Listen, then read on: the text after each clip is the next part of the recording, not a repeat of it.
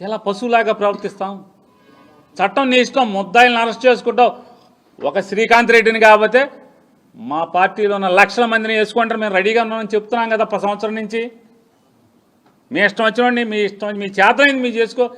మీకు అధికారం ఇచ్చారు ప్రజలు కదా. మీకు అధికారం ప్రజల్లో ఏ మాట చెప్పారో ఆ మాటని నెరవేర్చలేరు, ప్రజలకు మంచి చేయలేరు, ఊళ్ళు బాగు చేయలేరు.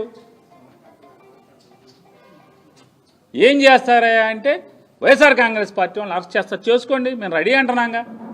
పారిపోయేవాడు ఎవడున్నాడు? వైఎస్ఆర్ కాంగ్రెస్ పార్టీ కార్యకర్త జెండా మోసేవాడు నువ్వు కేసెడతా అంటే పారిపోయేవాడు ఎవడు? స్టేషన్కి ఎదురొస్తామని చెప్తున్నాం కదా.